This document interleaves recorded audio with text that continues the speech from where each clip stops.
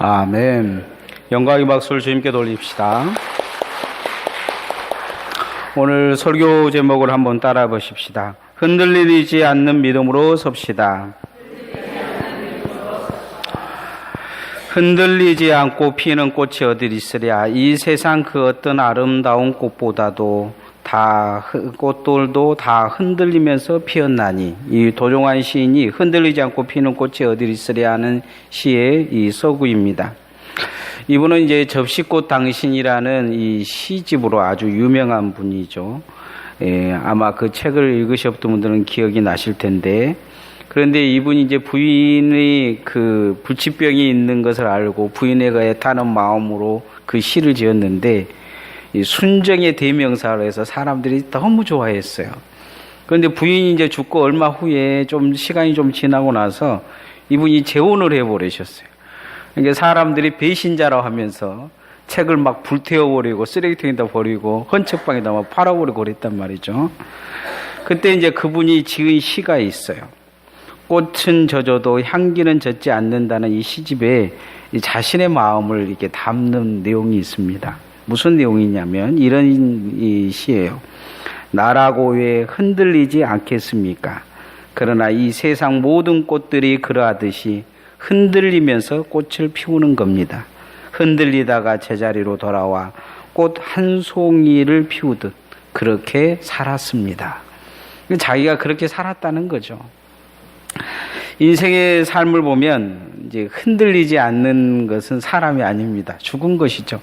사람의 마음은 다 이렇게 흔들리는 것을 보게 돼요.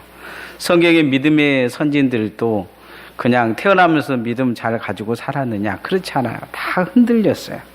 근데 흔들림 속에서 하나님을 만나고, 그 흔들림 속에서 하나님을 경험하고, 그 흔들림 속에서 믿음의 제자리로 돌아가 굳게 뿌리를 내리고 믿음의 선진들이 된 것입니다.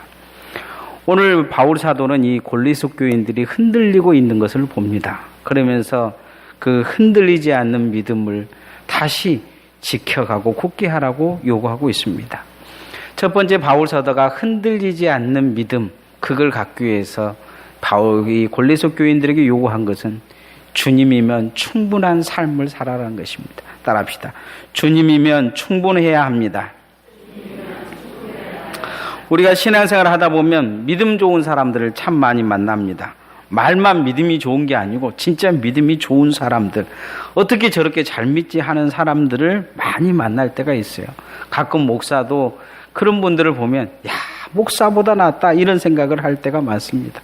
분위기가 이런 분위기예요. 나인 것 같은데 아니거든요. 그런 그 믿음 좋은 사람들도 흔들릴 때가 있습니다.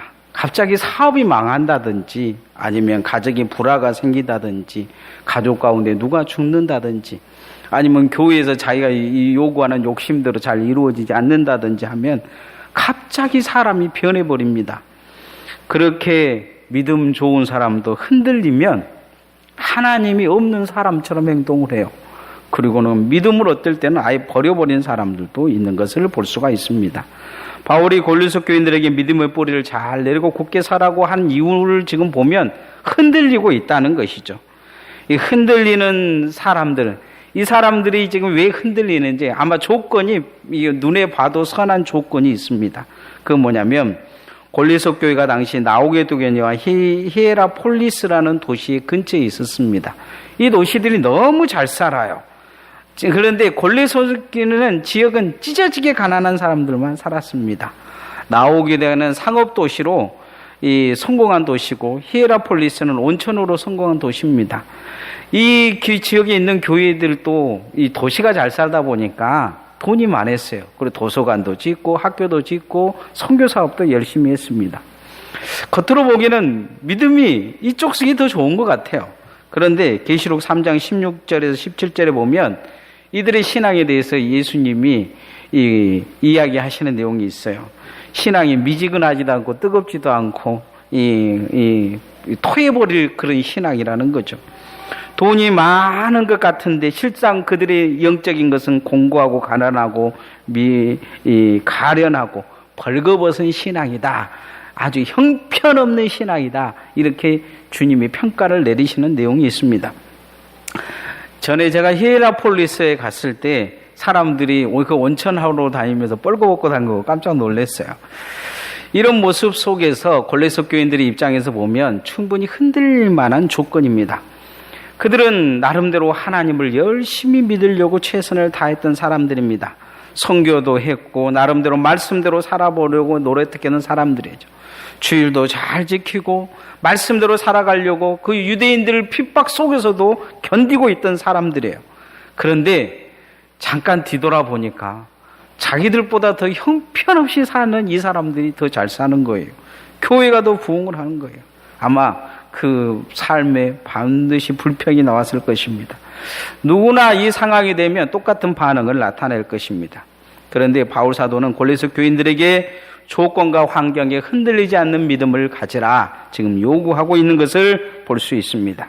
자, 6절에서 7절 말씀 한번 같이 읽어보십시다. 그러므로 너희가 그리스도 예수를 주로 받았으니 그 안에서 행하되 그 안에 뿌리를 박으며 세움을 받아 교훈을 받은 대로 믿음에 굳게 서서 감사함으로 넘치게 하라. 오늘 성경에 보면 예수님을 주로 받았으면 그 안에서 행하고 뿌리를 박고 감사함이 넘치게 하라. 믿음에 굳게 서서 감사함이 넘치게 하라. 이렇게 이야기하고 있습니다. 환경과 조건이 믿음을 흔들어 놓는 이 상황에서 그 환경과 조건보를 보기보다 예수 그리스도를 믿는 그 믿음을 다시 굳게 하라. 이렇게 이야기하고 있는 걸 보게 됩니다. 예수님을 바라보면 시험을 이길 수 있다는 것입니다. 주님 바라보고 살아라. 지금 요구하고 있는 것을 볼 수가 있습니다. 어떤 목사님이 인쇄소에다가 이제 주보를 맡기는데 설교 제목을 빼고 인쇄소에 맡겼어요. 그래서 인쇄소에서 전화가 온 것입니다. 설교 제목이 빠졌어요. 그 설교 제목 좀 가르쳐 주세요. 그러니까 설교 제목을 여호와는 내 목자시니 이렇게 가르쳐 줬어요. 그러고는 뭐 말을 안 하니까 인쇄소 직원이 늘 설교 제목을 길게 하던 목사님이 짧게 하니까 다시 이렇게 물어본 거예요. 그것뿐입니까? 그러니까 이 목사님이 이어서 말하기를 네, 그것이면 충분합니다. 이렇게 이야기했다고 해요. 여호와는 나의 목자시니 하는 설교 제목으로 이제 가지고 설교하려고 주보를 이렇게 딱 가지고 펴고 설교단에 올랐는데 목사님이 충격을 받은 게 뭐냐면 거기에 그렇게 적혀져 있었던 거예요. 여호와는 내 목자시니 네, 그것이면 충분합니다. 이 목사님은 이것에 충격을 받았다는 거죠. 자기가 지금까지 설교한 내용보다도 더 명확한 내용이 거기에 있었던 것입니다. 그는 몇 번 그것을 조아렸다고 해요. 여호와는 내 목자시니 네, 그것이면 충분합니다. 마음에 감동이 왔다고 합니다. 우리는 오늘날 많은 것이 충분하지 않습니다. 그렇죠? 말 충분하십니까? 분위기가 썰렁해요. 우리가 기억해야 될 것은 주님 믿는 것이 복인 줄 믿습니다. 우리가 구원함 받은데 예수 그리스도면 충분합니다. 우리가 이 땅에 살면서 많은 것이 부족한 것은 궁핍의 이유를 가지고 있는 것은 욕심 때문입니다. 예배할 수 있고 기도할 수 있는 믿음으로 사는 것이 복인 줄 알 때 그 복이 세상의 절망과 환경을 이겨낼 수 있을 것입니다. 조건과 환경에 흔들리지 않는 신앙, 지금 골로새 교인들에게 요구하고 있습니다. 지금 흔들리고 있거든요.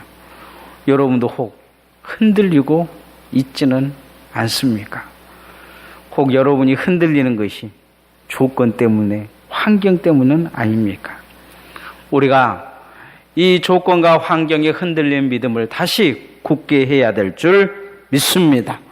그 믿음, 굳은 믿음으로 굳게 서는 성도들 되어지기를 소원합니다. 두 번째, 이 바울 사도가 이 골로새 교인들에게 요구한 게 있습니다. 그건 뭐냐면 신앙의 초딩티를 벗으라는 것입니다. 따라합시다. 초딩티를 벗읍시다. 여러분, 다빈치 코드라는 소설을 들어보셨을 것입니다. 이 소설은 댄 브라운이라는 미국 소설가가 쓴 것인데 내용은 그런 내용입니다. 예수님에게 마누라가 있었는데 그 이름이 막달라 마리아고 거기에 예수님의 자녀가 있었다는 이야기입니다.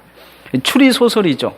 이것을 이제 추적해 가고 그 사실을 밝히려고 만드는 이 추리 소설을 썼는데 이게 영화화되기도 했습니다. 근데 문제는 이 추리 소설이라는 것은 없는 가공 소설이라는 것입니다. 이 추리 소설을 그냥 읽고 신앙을 버린 사람들이 많았다는 것입니다. 어이없는 일이죠. 그런데 왜 어이없는 일이 일어났느냐?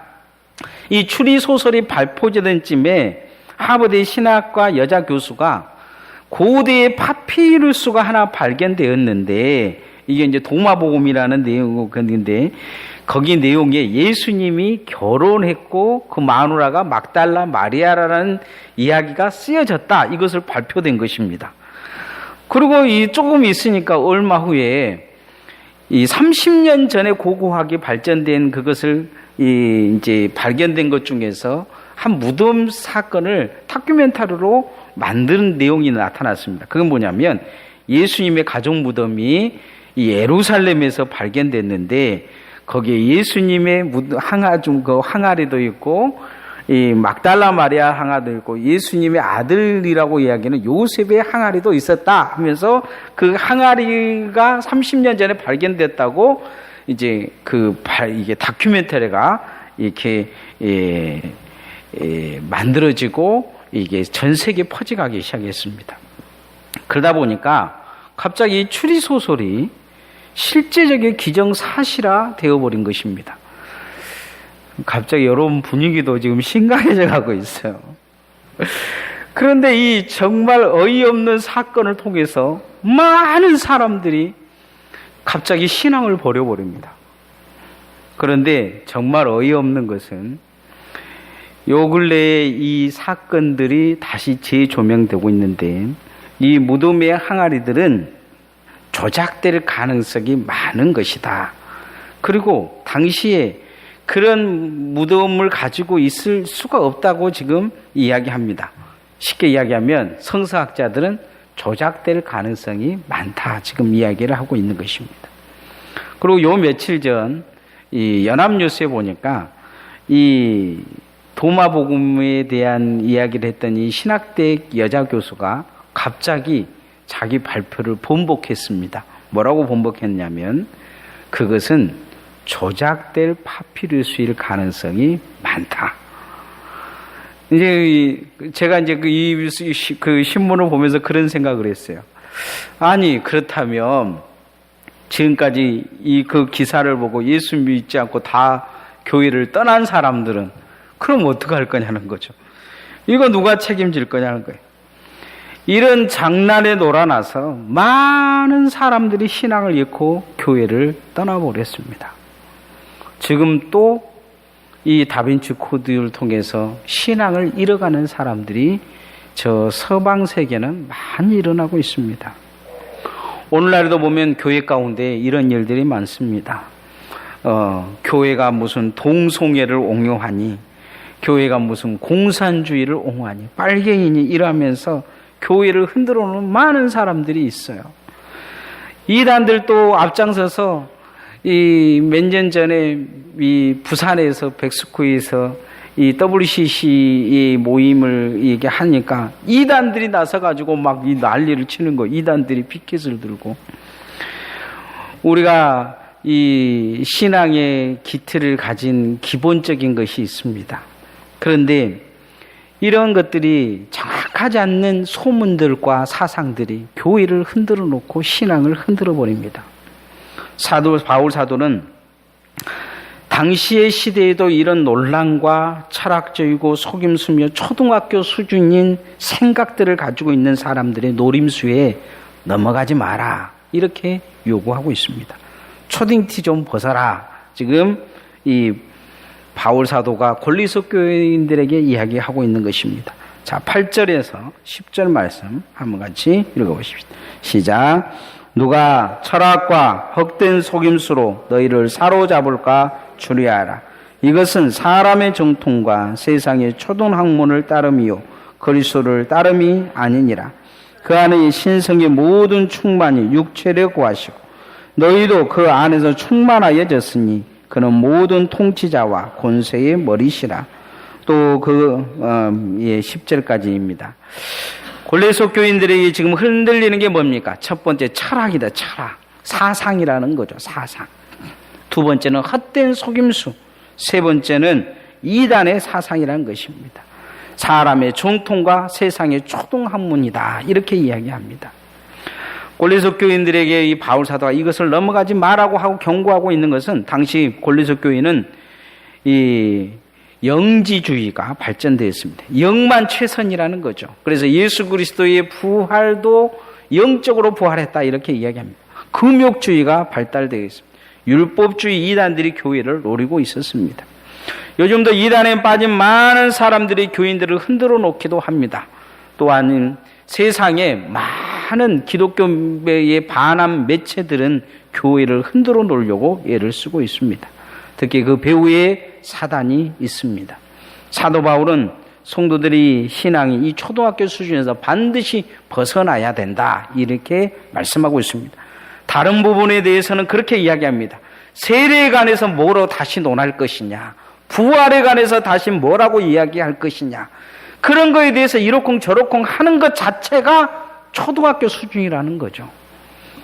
구원이 확실한데, 하나님의 나라가 확실하는데, 교회가 믿음으로 섰는데 교회 그런 것에 대해서 초등학교 수준에서 벗어나라 요구하고 있는 것입니다.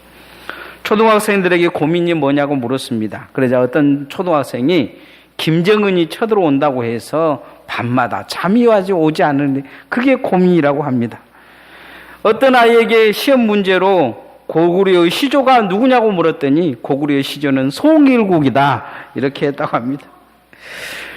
그러면서 또 한 번 물었어요. 왜 한국 사람들은 서로 사랑하지 못하고 싸운다고 이야기 생각하냐 그랬더니 이 초등학생이 하는 말이 대통령이 정치를 똑바로 못해서 그렇다 이렇게 이야기했다고 합니다. 초등학생은 자기 관점에서 바라보고 남들이 말하는 것이 옳고 그런 것에 대한 분별력이 없습니다. 그냥 그렇다는 거죠. 우리 아들도 언젠가 대통령 선거할 때 누구를 뽑지 마라. 왜 뽑지 마라 그랬더니 그 사람이 대통령이 되면 자율학습을 시킨다고 했다고 합니다.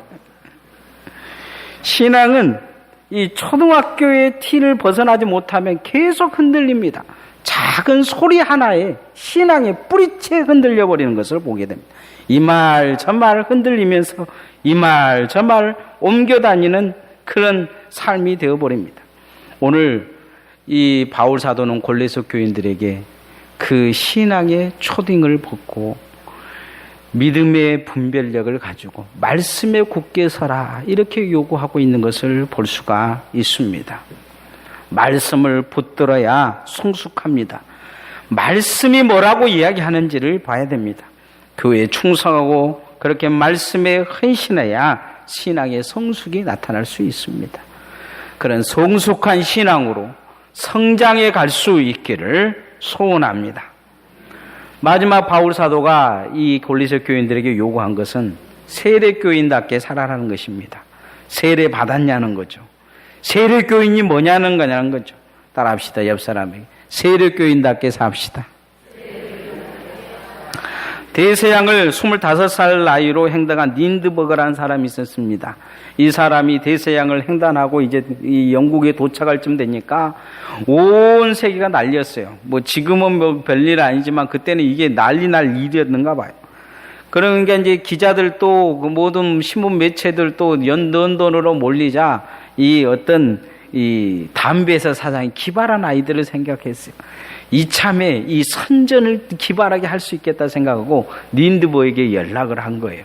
그리고는 뭐라고 이야기했냐면 영국에 도착하자마자 담배가부를 들고 있든지 아니면 담배를 손가락에 까고 이렇게 있든지 아니면 입에 물고 있든지 해라는 거죠. 그러면 5만 달러를 준다고 합니다. 5만 달러. 지금으로 말하면 한 5만 달러를 지금 이 시세에 환산을 하면 100억 정도 된다고 합니다. 100억 정도. 예, 여러분 손에다 담배를 이렇게 끼고 있든지 입에다가 물고 있든지 하면 100억 준다면 여러분 어쩌겠습니까? 예, 물어요? 이 린드버그가 뭐라고 이야기를 했냐면 저는 세례교인입니다. 이렇게 이야기해요. 세례교인입니다. 린드버그가 이 당시에 이 미국의 이 보수적인 교회에서 신앙생활을 했는데 세례교인이 무엇인가를 정확히 가르칠 것 같아요. 세례교인입니다. 나중에 이 일을 알았어요. 이 많은 사람들이 신문을 통해서 이제 이게 대서특별되다 보니까 사람들이 신앙이 있는 사람들이 정말 믿음의 사람이다 이렇게 이야기하면서 5만 불, 100억하고도 바꾸지 않는 믿음이다 하면서 이 린드버그를 위해서 우리가 모금을 하자 해서 모금을 했는데 5만 불을 주겠다 했던 이거보다 2배인 10만 불이 모금이 됐다는 거예요. 200억이 모금이 된 거죠. 교인다운 교인들의 생각과 삶입니다. 바울이 서신을 보낸 골로새 교인들에게는 많은 유대인들이 주변에 있었습니다. 유대인 남자들은 할례를 통해서 자신의 정체성을 가지고 있었어요. 당시 유대인들이 할례를 받는다는 것은 유대인으로서 죽겠다는 이야기입니다. 그런데 바울 사도는 이것에 대해서 분명히 이야기하고 있어요. 유대인들은 그런 생각 갖고 할례를 당하고 니네들은 할례도 못 받은 이 기독교인이라고 핍박하고 조롱하고 있는데 과연 골로새 교인 당신들은 세례받은 교인으로서 그런 생각을 갖고 있냐는 거죠. 세례 교인으로 바로 살아라 이렇게 요구하고 있는 걸 보게 됩니다. 자, 11절 12절 말씀 한번 같이 읽어보십시다. 너희가 세례로 그리스도와 함께 장사되고 또 죽은 자들 가운데서 11절부터 다시 읽읍시다. 시작. 또 그 안에서 너희가 손으로 하지 아니한 할례를 받았으니 곧 육의 몸을 벗은 것이요 그리스도의 할례니라. 너희가 세례로 그리스도와 함께 장사되고 또 죽은 자들 가운데서 그를 일으키신 하나님의 역사를 믿음으로 말미암아 그 안에서 함께 일으키심을 받았느니라. 오늘 성경 보면 너희가 손으로 하지 아니한 할례, 유대인의 할례를 받지 않았다는 거죠. 그러니 예수 그리스도의 마음의 할례, 세례를 받았다는 것입니다. 그런데 과연 이 유대인처럼 그런 세례의 의미를 가지고 생명을 걸고 사냐는 것입니다. 유대인에게서 할례는 유대인으로 죽겠다는 서약입니다. 그래서 그들은 이 아우슈비츠로 끌려가면서 이 히틀러에게도 끌려가면서 그 유대인이라는 것을 감추지 않았습니다. 바울 사도는 세례를 통해서 우리는 예수 그리스도의 십자가를 통해 죽었다. 그리고 그 예수 그리스도와 함께 다시 부활했다. 이렇게 말하고 있습니다. 이게 뭐냐? 세례라는 것입니다. 세례 받았다는 것은 예수님의 사람으로 살다가 죽겠다는 약속입니다. 여러분이 세례를 무슨 생각 가지고 받았는지 모르겠지만 여러분은 예수 그리스도의 사람으로 살겠다고 하나님 앞에 서약했다는 것입니다. 우리 헌법에는 세례교인의 5가지 의무 조항이 있습니다. 첫 번째는 모든 예배에 출석할 의무가 있습니다. 성찬에 참여할 의무가 있어요. 11조와 헌금을 할 의무가 있습니다. 공동회의에 참여하고 교회 항존지 선거에 참여하며 봉사와 충성할 의무를 가지고 있습니다. 세례교인으로서 의무를 우리는 다 하고 있는지를 뒤돌아봐야 됩니다. 당시 이 골로새 교회는 그런 의무를 지금 이야기하고 있는 건 아닙니다. 그러나 중요한 것은 이 골로새 교인들에게 바울 사도가 요구하고 있는 것 중에 한 가지는 뭐냐면 이 유대인들은 할례 받은 백성이라고도 끝까지 흔들리지 않는데 너희들은 왜 흔들리냐는 것입니다. 유대인들은 남자 12명만 있으면 회당을 만듭니다. 그리고는 랍비를 초청해요. 그리고 그 랍비와 함께 공동체를 만들어 가서 삽니다. 우리 기독교인들 12가정 세워놓고 개척교회 하면 개척교회가 됩니까? 되지 않습니다. 무너져 버려요. 100명 되는 교회도 흔들흔들 할 때가 많습니다. 이 바울 사도가 골로새 교인들에게 요구한 게 그겁니다. 유대인들보다 못하게 살아서는 안 된다는 것입니다. 세례 교인이면 세례 교인답게 하나님 앞에 예수 그리스도의 사람으로 목숨을 걸었으면 그 목숨을 걸 각오처럼 그렇게 믿음으로 살아 지금 요구하고 있는 것을 볼 수 있습니다. 우리가 교인답게 살려고 하면 결단해야 됩니다. 세례 받으면 세례 교인으로서 흔들리지 않는 믿음으로 굳건히 설 수 있기를 소원합니다. 세상은 지금 흔들리고 있습니다. 엊그저께도 유럽의 연합에서 영국이 탈퇴함을 통해서 지금 경제 상황이 흔들리고 세계가 흔들릴 것 같습니다. 미국 대선도 보면 이상한 사람이 대통령 되겠다고 하는데 분위기가 그 사람이 대통령 될 것 같습니다. 세상이 흔들리고 있습니다. 그런데 교인들을 보면 교인들도 흔들리는 것 같습니다. 우리가 신앙생활 하는데 이것저것 재다 보니까 흔들리는 것입니다. 주님이면 충분해야 합니다. 믿음 안에 주님이어야 합니다. 신앙의 초딩티를 벗어야 합니다. 다 초등학생들 보면 우리 아들들도 보면 밥 먹고 밥그릇 제자리에 있을 데가 없어요. 아직 초등학생도 아니고 이제 중학생인데도 그래요. 다 보면 불평불만이 입에서 떠나질 않아요. 어린 아이들이니까 그렇죠. 교인답게 세례교인답게 살아야 됩니다. 세례교인이라면 그 한 사람 떨쳐놔도 교회가 설 수 있는 수준의 신앙을 성경은 요구하고 있습니다. 여러분 믿음 안에서 흔들리지 않게 굳게 뿌리를 내리고 그렇게 넉넉한 신앙으로 승리할 수 있는 믿음으로 서기를 소원합니다. 찬양하겠습니다.